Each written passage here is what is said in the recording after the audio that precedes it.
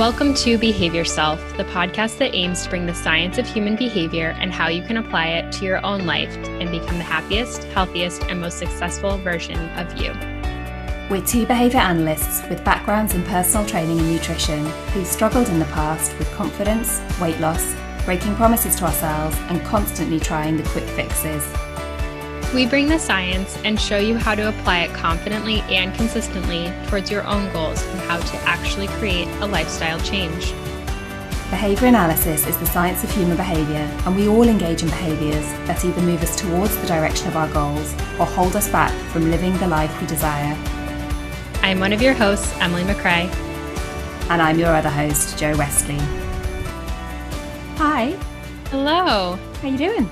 I'm doing well. How have you been this Sunday? Yeah, I've been good. I have been behaving myself well.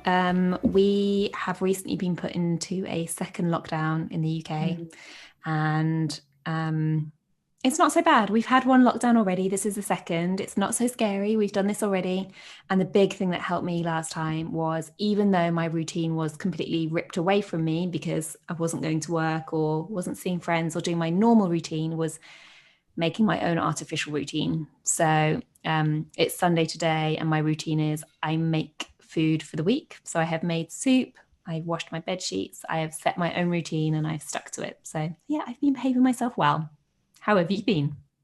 I've been behaving myself well too. So today I have gone for a walk, and I've started going for outdoor walks again, which for anyone who has just started listening again, I got out of a walking boot that I was in for almost 7 weeks, and there was no daily walks outside. And that for our lockdown was so critical for me. I went for walks every single day. So I'm so grateful to be back. It's been beautiful weather. And so I went for a walk this morning, and it was just gorgeous out. So that's been part of my successful movement, daily movement and weekly minutes of movement goal. So it's been a great Sunday so far. Nice. So last week we talked about baseline data and the importance of it, why to take it, how to start taking it. And today we thought it would be useful to talk about different ways of taking data. So I guess just in case someone didn't listen or isn't a behavior analyst, like, what is data?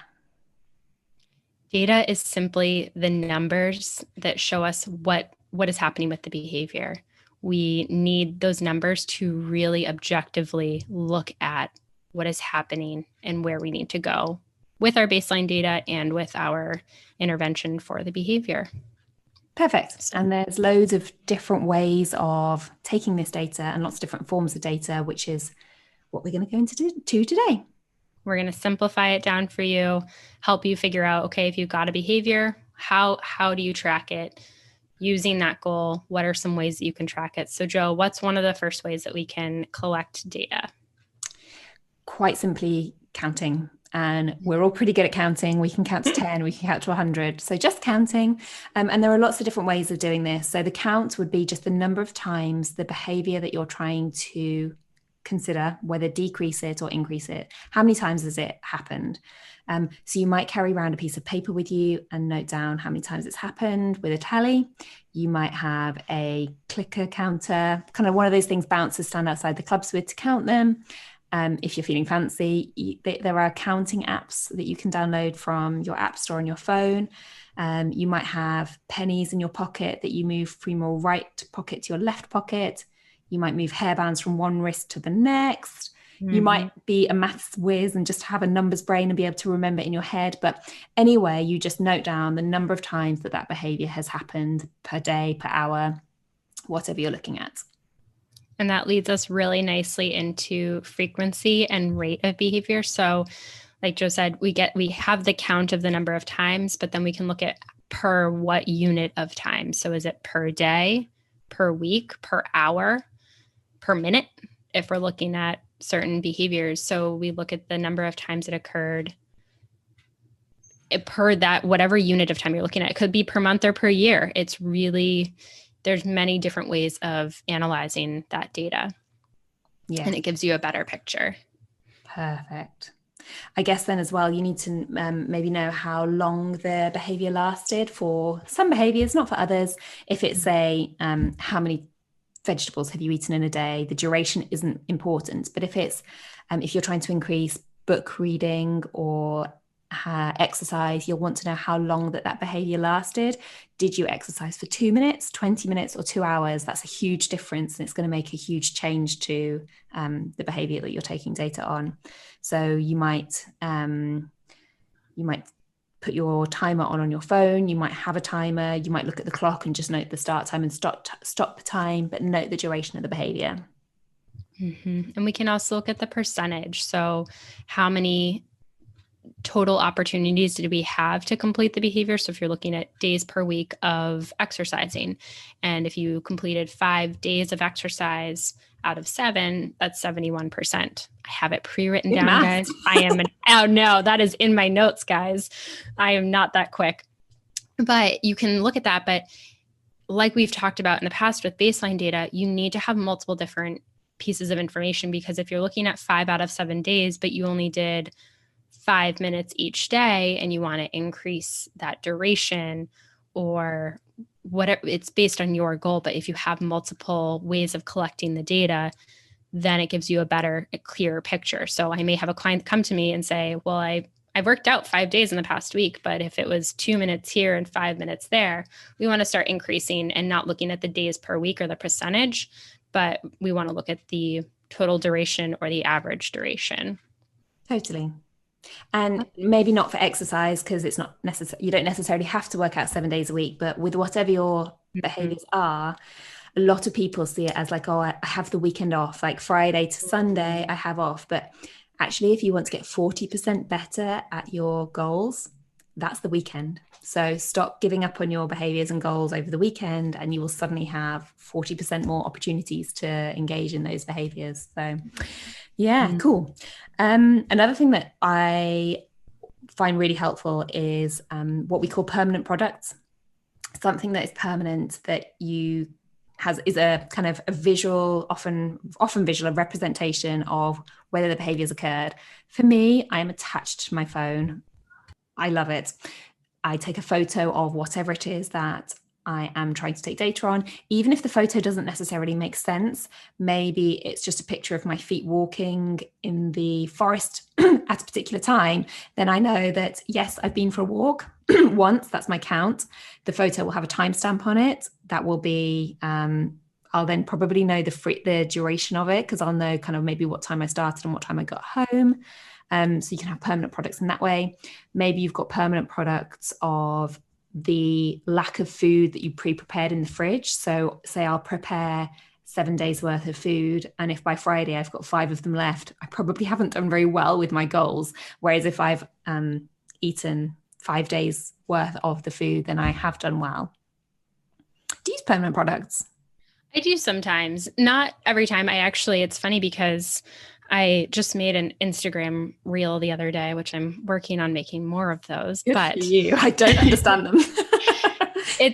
It's learning to be very succinct in what you're trying to say and show, which is something that, again, I want to work on more clarity, visual stuff, whatnot. But I, Thursday night, made the decision to walk into my bedroom instead of walking into the kitchen and cleaning the kitchen at night, which is one of my goals, because I like waking up to a nice clean kitchen. And I've shared this, if you follow me on Instagram, that cleaning a clean kitchen in the morning is so calming to me, but I chose not to. And Friday I got home and I've got permanent product pictures of what it looked like, because it was stressful to me, and not in the sense of overwhelming stress, but it's not calming to come home to that for me. So I cleaned it, and then I had a permanent product of how it felt after. And honestly, taking the picture just felt even more calming. And there's so much feel and felt in that, but it affects how I show up as a personal trainer and as a coach and as a wife and as a friend. I'm just more present if I know that that's all taken care of. But it's a permanent product. It was a picture of my very messy kitchen and then my very clean kitchen. And we can see how the behavior changed that environment, but also how the environment has affected my behavior and changed it, because it cued me on Friday to clean the kitchen. Yeah. Perfect. Not totally, hasn't totally changed it, because there have been a few days where I haven't totally picked it up, but it's working. And I have that information now to remind myself the next time I would like to choose to go to bed, that I will actually choose to clean the kitchen, because I know that's going to make me feel a lot more calm the next morning. Nice. I guess from a nutrition point of view, more longer term permanent products, and they don't happen on, it doesn't happen on an instant basis. Might be pictures of yourself in clothes that you like and how that changes over time, how you visually look over time. Are you looking very pale, bloated, sad, or are you looking like you're full of energy, bright and sparky and fitting the clothes that you like or not? Those would be a permanent product. Mm-hmm. Those would be a permanent product. Those are my favorite. My favorite thing to look at in people's before and after photos is their face. Half the time in the first one, their face isn't even in the picture, or it's just so sad and hidden. And then in the, in later ones, you can see the shift and change just even in the facial expressions of pure joy and happiness and confidence. And you can even see that, let alone the body change or body image and perception of the person, but you can just see the shift and the confidence. And that's my favorite thing to look at when I see before and after photos, but it's a really good permanent product to have. And I suggest that to a lot of my clients for several reasons. And to be clear, I don't want to talk for Emily, but certainly for me, and I think Emily agrees, we're not talking about the overweight before photo to the not overweight after photo, not at all. It's the photo of before, when you're not moving towards your goals and you know it, and you are disappointed in yourself, and you're not living the life, as we say in our introduction, you're not living the life that you really want to live. And there's maybe a huge amount of shame involved, to then knowing that you're investing in yourself and you're living the life that you want and you're moving towards your kind of most important values. It's that difference. It's the difference in confidence and self-love and self-care. It's not just a simple fat, not fat. That's not what we're talking about. Oh, not at all. Not at all. So I feel quite strongly about that. I don't know if you can tell. Oh, I do too. I do too, 110%. And I've come at it from the other direction of, I haven't had a major weight loss thing, but it doesn't change the fact that my before and after photos of things, I've become so much more confident. There are pictures that I was so proud of at the time, but I was eating not enough food, and I was skinny and had abs and this, that, and the other thing. And it was everything that I thought was supposed to be happening, but I was eating nothing. I was like eating like a bird, and I wasn't fueling myself. And then there's pictures of me now that I know I'm fueling myself. I know I'm giving myself that nutrition, and I may not have defined abs, but I am quite content with that. I would rather enjoy myself and live than have abs. And I'm in a much better mental place. And that's something that we don't get in a picture, is that mental shift and change and how that shifts over time. And that, again, you probably can look back at those photos of you eating like a bird and remember that maybe you had quite a lot of brain fog and you couldn't focus on things well, and you didn't have the energy to enjoy life with your friends, maybe. Mm-hmm. Yeah. And you see sometimes the restriction of, can I go out to eat, or how do I do this and navigate this, and getting so worried about going to a social event. And is that like, how do you navigate those situations? And Joe and I talk a lot about our clients being able to live a sustainable life and not being restricted and restrained by goals, and actually having the goals that allow you to live a life, go out with friends, enjoy a drink, enjoy the cake, eat the pie, live your life, but also be able to stay true to your goals and what you want to achieve. Perfect. Agree. So back to data collection. I love it. But I think that was I have to stop. I think it's a really important part of a permanent product, because visually we can really start to pick apart. If we take pictures as a permanent product, data collection, we can start to really pick it apart, but knowing that it is just the data and it doesn't define how you feel. Yeah. I guess with how you do feel could be written in a different way, with written data, maybe in a journal, maybe in check marks, maybe a tick list. Everyone loves a good tick list. Writing down on paper.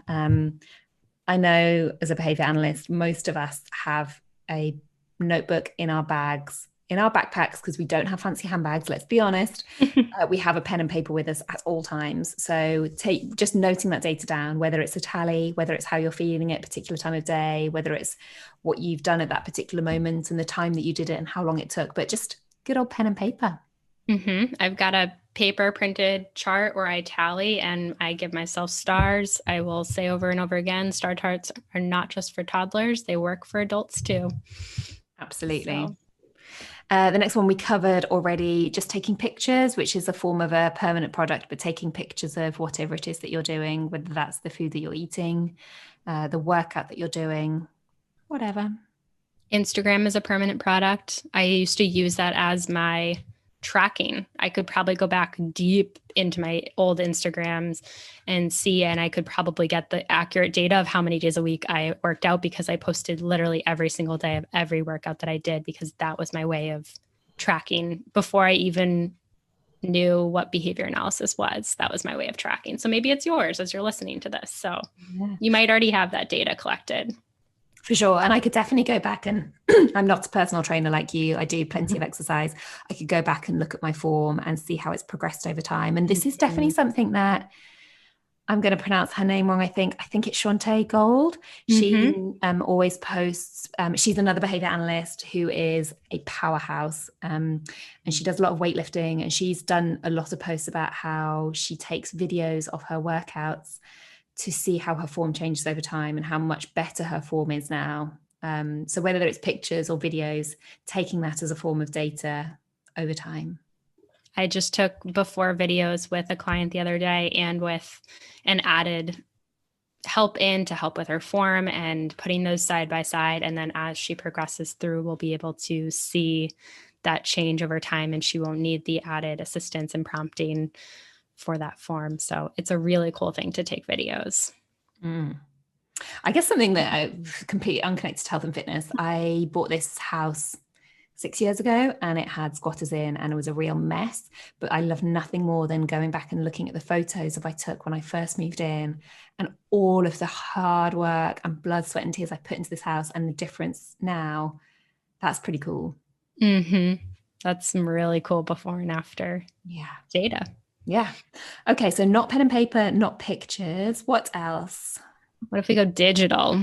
So we love our phones. We've got all of these apps. We've got all these things that are going to start. Some apps are already collecting the data for you. If you are looking at your sleep, your step data, your social media usage, your phone is already collecting that, whether you like it or not. Oh, Joe and I have talked about there's different nutrition apps that you can input it, but there's also apps that are already collecting it. Social media, you can go into your screen time usage. I know for Apple iPhone users, we're not 100% on Android. Android people out there, if you know this information, please let us know. Just use iPhone, they're better. Or just switch over and come to the good side. But these are already tracking it for you. So you can go into the health information, you can go into the usage information. That's already collecting it for you. You don't even have to do anything for it. But sometimes like looking at nutrition or looking at, if you don't use these apps and these metrics or a wearable fitness tracker, like a watch or a heart rate monitor, you may just need to use different apps to input it yourself, or the pen and paper if that's more your speed. But there are plenty of MyFitnessPal and macro trackers, whatever's good for your goals, you can input that. And it will give you the data. Literally an app for everything. So another behavior analyst who is type 1 diabetic, Vanessa Haydock, she has apps that keeps track of her blood sugars throughout the day. And she has a wearable, I don't know what it's called, a wearable insulin monitor. Thank you. And there's an app that monitors that for her throughout the day and will notify her if it's too high or too low. There's apps for tracking your cycle if you're female. There is literally an app for everything. So just search the App Store or Google it. There'll be an app for it for sure. Yeah. And like we've said in past things, sometimes they're not accurate. But if you're using that same watch every single day, you're going to have that consistent data collection and you're going to see that consistently track over time. So, but if you're inputting in MyFitnessPal or any other nutrition app, this is one thing I do tell my clients, you have to be accurate in your input and really tracking those servings correctly and making sure that it's putting in the right amounts. Because if you take a second helping, but you don't put it in, that's not accurately showing me what you ate that day. So making sure that you're inputting it correctly too, and that it's collecting it in the measurement that you want as well. Yeah, I was on MyFitnessPal this week and found an entry for chocolate covered Brazil nuts for 0 calories, which I loved, but also know is probably not true. I wish it was true. That'd be really cool. I guess if you're on your phone, the very simple, you have the notes function in an iPhone. I'm sure Android has similar, where you can just take a note and note it down, whether it's counting or noting down more lengthy kind of wordy information. You can just use your notes. And also still on computer media, I use Google Sheets or Excel spreadsheets, whatever you want I literally have check boxes, and I have clients just check off that box, and I can share it directly with them. So that's a way to track it as well. And you can make nice, pretty graphs with Google Sheets and Excel spreadsheets. Yeah. One of the other written kind of ways that I had seen an individual use was they colored in or shaded in different pictures and things. So while they were trying to save money, they shaded in this picture as they saved more money, kind of like those fundraising thermometers and different things. So you can, if you like colors and are more artistic, you can track it that way too. There's mood trackers that you can track whether or not you're feeling happy and it's yellow, or you're feeling overwhelmed and it's blue. So you can track that way as well, and just have a more creative way of doing it. If you're like, oh, numbers, not my jam. It still can kind of give you this objective way of doing it, but a little bit more creative and colorful and enjoyable. Yeah, I've seen 2 types of that. I've seen one where it has the names of all the months of the year, but each of the months is cut up into however many days that month has. And then you color in every day that you complete that particular behavior. Like maybe you're trying to work out every day of the year. I wouldn't recommend it, but whatever. And then if you get a full colorful year, you've hit it that year. Have you seen self-graphing data sheets? No, I have not. They are my favorite, particularly for work, because it really helps therapists suddenly get their head around visual analysis. But it works particularly well for behaviors you're trying to increase. So every time the behavior happens, it's almost a bit like a bar graph, but you color in every time a behavior happens, so that by the end of the week, you can see how many times each day that behavior happened. I really like a self-graphing data sheet. I think I first learned about them with Pat McGreevy, with his Essential for Living skills. Sorry, going slightly off health and fitness here. For our behavior analytic. For behavior analysts, in his protocol, he has self-graphing data sheets, and he's also a very nice man. I'm a big fan. Maybe we'll get him on here. Maybe because Essentials for Living is really, it's a way that we look at how our individual clients can learn daily living skills that may be really simple and basic for many of our listeners, but for some of our clients, even brushing teeth or putting on clothes is a really big task that we break down into very small behaviors for them to learn. So it really kind of gives that daily life and health goals kind of this bigger, clearer picture of how we break it down and how we learn skills. You've just given me the best. Like, imagine if we did, because I mean, he took behavior analysis and took it into his own home with his own children to use behavior analysis for real life, which is what we're trying to talk about here. Oh, that would be amazing. Yes, please. All right, we're reaching out to Pat McGreevy after this. It's happening. Okay. All the behavior analysts listening, message him and tell him that he's got to come hang out with us. I will send him a crate, or is it Diet Coke that's his thing? If you ever go to a conference with him, he's just obsessed with that. I will send him a crate of Diet Coke if I don't like it. If he does, yeah. Okay, super. So, wonderful. Lots of different ways to take data. And what works for you. Yeah, I am a paper and pencil, star chart, Google Sheets. Sometimes I do both. That's the thing. I track it on paper and pencil, and then every few days or every week, I put it into my Google Sheets and have like the very pretty graph. So I vary based on what the behavior is. And I think that's a really big thing, is sometimes it depends on the behavior. What's your favorite way of collecting data? I don't have a favorite. I was just thinking, as you were saying, I have lots of different ways of taking data. My steps is done automatically for me on my Fitbit, as is my sleep, although it's not particularly accurate. I give myself a tick list for other things, so pen and paper. Yeah, a complete range. I don't think I have a favorite. Yeah, I like the star stickers. They're really reinforcing for me. Yeah, and for me, whatever makes it easier. Like there are lots of, I'm sure, better apps for nutrition, but actually MyFitnessPal has such a huge database of foods and the nutrition information. For me, that's the quickest and easiest. So that's what I use. Awesome. Perfect. Okay, I think that's it for today. It is. Okay. I had so much fun with that. I love data collection. Good. As always, we'd really like to hear any feedback from you. So if you have any questions about data collection, if you have any comments, any apps that you're excited about, you want to tell us about, any questions, anything else you want us to cover, get in touch. We'd love to hear about it. Mm-hmm. And if you want to connect with us, we have so many ways that you can connect with us now. We are both on Instagram.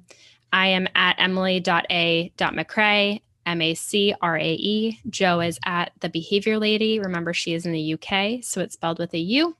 We are also on Instagram as Behavior Self Pod. And you can also email us. Our email is in the show notes, but again, it's behaviorselfpod@gmail.com. And if you please would subscribe to the show, we'd love to. We are on all major platforms now. Share it with your friends. Leave us a review. We'd love that. It's exciting for us. We are so excited about this podcast to get it out to more listeners. Talking of reviews, we had our first, although it came directly to my Instagram, which is from Fran. She says she's loving it so far. She's halfway through episode 2 and it's keeping her company while she's walking and gardening. Oh, I love that. Yeah. She's managed to get her other half to listen to the first episode with her. So fingers crossed he'll listen to our wisdom. She'd love an episode on how to set goals if she doesn't know what they are or how to make them achievable or break them down. And have we got any plans for anything like that? Well, you've inspired us. So next week, we are going to do exactly this. So how to set a goal that's value-based and how to set a goal if you're not quite sure what it should be is what we will do next week. I'm so excited. All righty. So we will see you guys next week with our next episode on setting goals. Perfect. Before we go, as always, I'll be the sensible one. A quick disclaimer. We are both behavior analysts and qualified in our respective fields, but we're not your behavior analysts. And this podcast is for education and information sharing only and shouldn't be taken as personal, medical, or behavioral advice or services.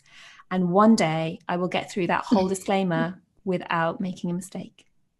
It's okay. We're just two people who are behavior analysts and love data. And we just want to make sure that we get our disclaimers out, but it's just us. And sometimes we'll trip over our words, but for real, that's who we are. Great. All righty. We'll see you guys next week. Bye. Bye.